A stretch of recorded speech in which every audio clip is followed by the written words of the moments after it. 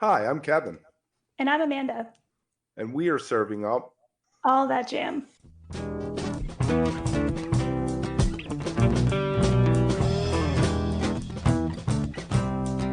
All That Jam, Quick Hit.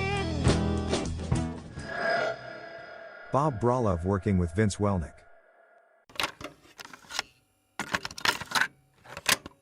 Vince got maligned by a lot of older heads at the time because he had one keyboard people felt like he didn't do enough. I don't think people quite get what was going on with that, with his relationship with you and how you and he worked together.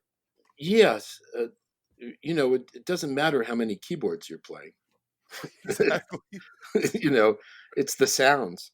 Um, so Vince and I established a very early bond.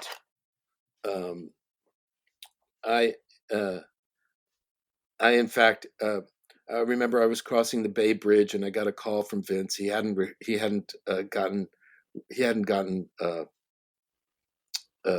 to audition yet, and he was preparing for this audition, and he was tense about it. And what should I do? And I said, well, the way it's going right now is everybody says you can bring in your own instruments if you rather play that, or if you want the band's instruments, you can use. I'll set up Brent's rig. You can do that, and And he was tensing up and tensing up, and I said, hey, whatever happens, these guys just lost a brother.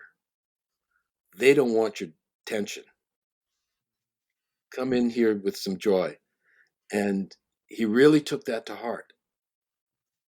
And he thanked me many times for that comment. And so he said, set up Brent's rig. And I programmed the songs that he was auditioning for. I programmed them the way Brent might play them. And I gave him some options and things like that. And it just went really well. I remember they did Estimated Profit as one of the audition songs, and at the end, and after Vince had left the audition, I remember Billy saying, "Hey man, he held on to the 7 longer than anyone." So it was like, okay, he was digging in. And then uh, we were updating his synths, and at some point he said, "Look, I just want to play the songs as much as possible. So why don't you orchestrate stuff, and I will have a pedal for piano sounds, a pedal for organ sounds, and then a pedal that's you, and whatever you want." And I would know if he liked it or not, whether he used it. Brent Brent was a player. Brent played in a style that was present and transparent at the same time. You could hear everybody through him, and you knew he was there. He would do some subtle stuff. He would play through a tune, first verse and chorus, with an electric piano sound just straight.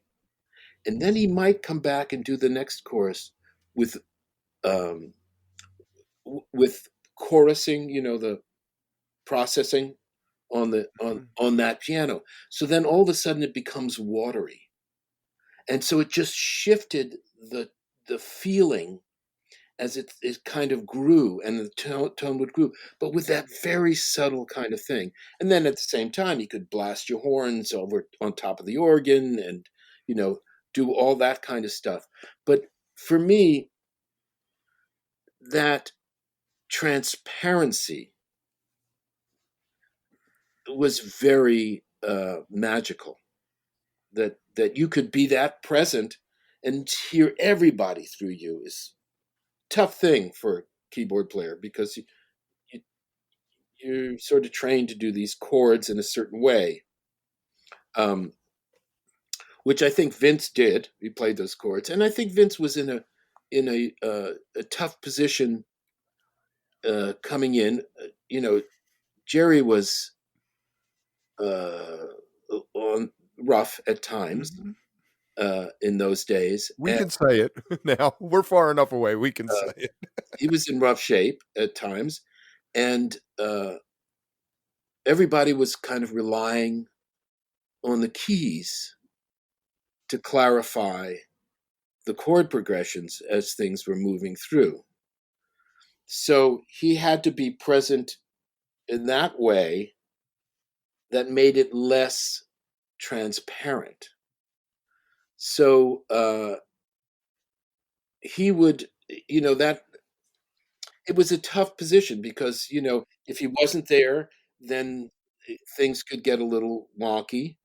If he was there too much, then you couldn't hear what everybody else was doing it in the same way. And I thought he handled it really well. He was really good at that kind of what would you say, structural playing. Which probably comes from working with the tubes and all his history. Yeah. I'm sure he held the tubes together a lot. Right. I'm sure I didn't ever really talk to him about it, but it was, he's that kind of a player. He just knows where it's at.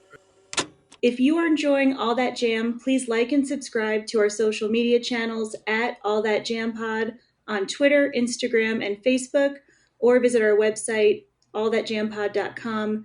Make sure to sign up for our email list and tune in every week for new episodes. Also, look for full interviews on our YouTube channel. And remember, stay beautiful, but don't stay underground too long.